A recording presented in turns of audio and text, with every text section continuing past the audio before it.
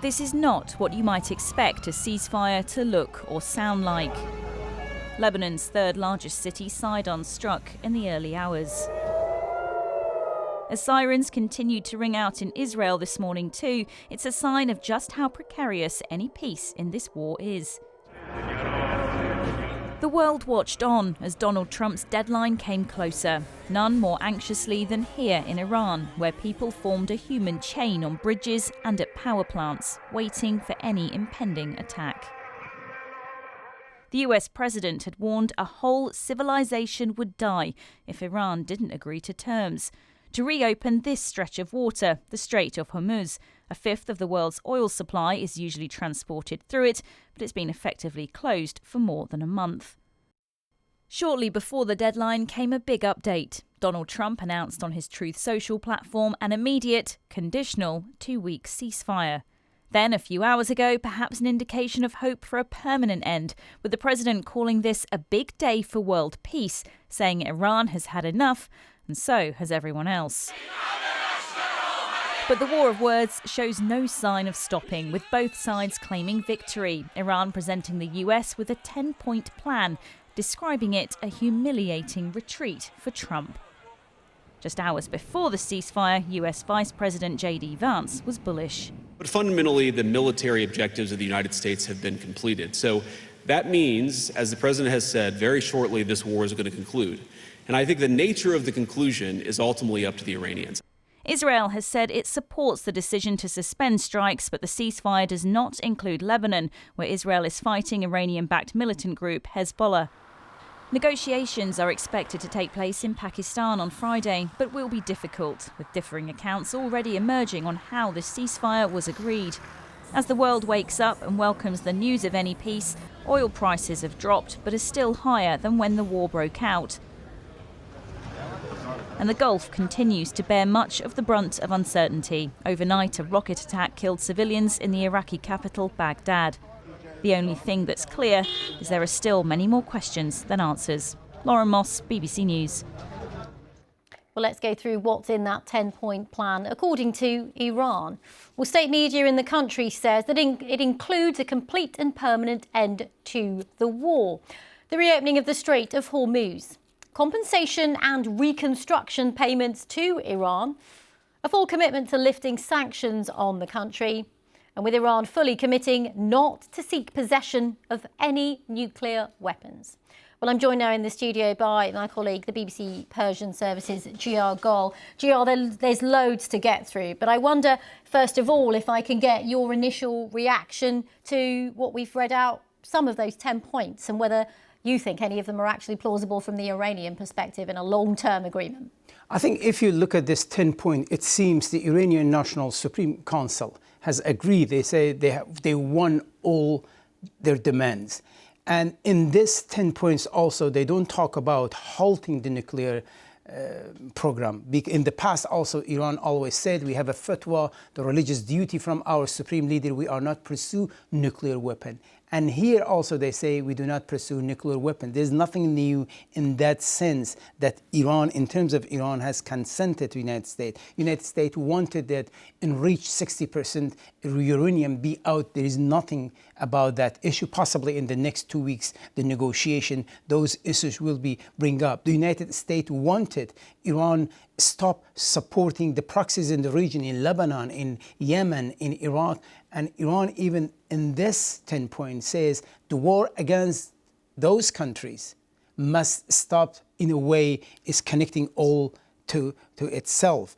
And I think, in a way, what I'm seeing, Rajini, in Iran, and even just the Iranian ambassador to Kuwait posted a video of Donald Trump walking down from Air Force One with a white flag in his hand and kneeling on the tarmac. I think that's the kind of mood the Islamic Republic of Iran wants to depict. We stand up to most powerful nation on earth, and Israel, here we are. And I think from the beginning for Iran, winning wasn't the objective. It was about prolonging the war and surviving.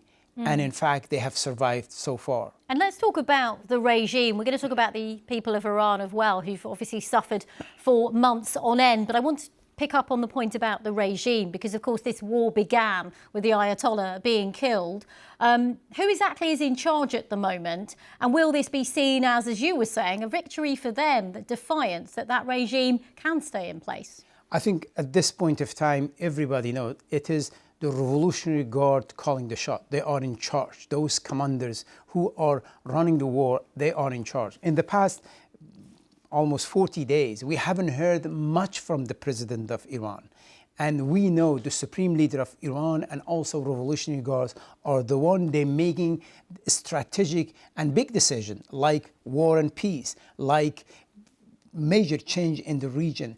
And I think at this point of time, we have to see in the coming days when this dust settles down, how the government will react. But we know President Pezeshkian has been in a very weak position in the past few weeks. Yeah, let's talk about the people of Iran, because of course they have been suffering. There's been thousands of people killed in this conflict. And then of course before that, we were reporting at the start of the year about the crackdown on those anti-government protests and thousands being killed in that. The regime is still in place. This will be a moment for many in the country to celebrate, but other people will still be concerned. I think there is a conflicting feeling within Iranian population. Mass majority of Iranian in the beginning, they were hoping by killing the supreme leader and even removing Iran Revolutionary Guards commanders, it might pave a way for a change they couldn't bring about with peaceful protest. As you mentioned, in January, thousands of young men and women and even parents were killed simply for going to the street and protesting against the regime. And I think at this point of time, many people are worried. After this, obviously, the economy is in a very bad shape, it's crippling. And I'm talking to people, I'm talking to a restaurant owner, they say they haven't been able to sell anything. People don't buy shoes. And the recession will be much higher than before.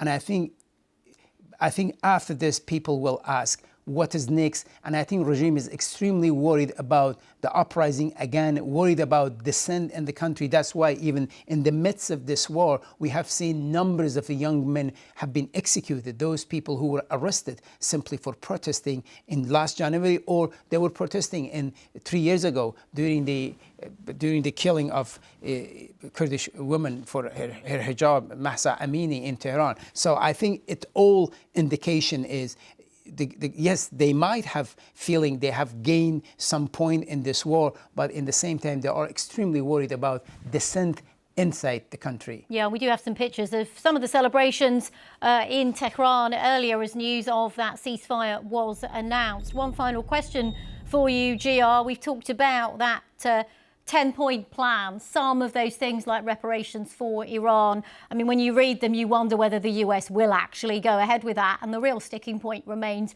a nuclear agreement, which there were talks happening just before this war, the US and Israel began their military campaign. So what is your assessment as someone who covers this part of the world very closely about whether you think after 2 weeks we're talking about a permanent ceasefire? I think both sides, it seems to me, they want to end the war, but they want to keep it. But I think one thing is very crucial in this war.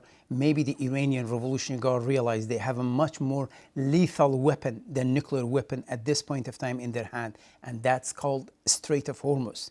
By disrupting the Strait of Hormuz, we saw the shock in the world economy, and it was the Strait of Hormuz pressure US accept or at least push for ceasefire. I think that was something in the past few days we have been hearing Iranian Revolutionary Guards commanders on Iranian state television talking about a new regime in the region and even control this strait because its proximity to Iran it should be controlled by Iran. And even there is a talk about putting toll on those ships who are passing through the strait.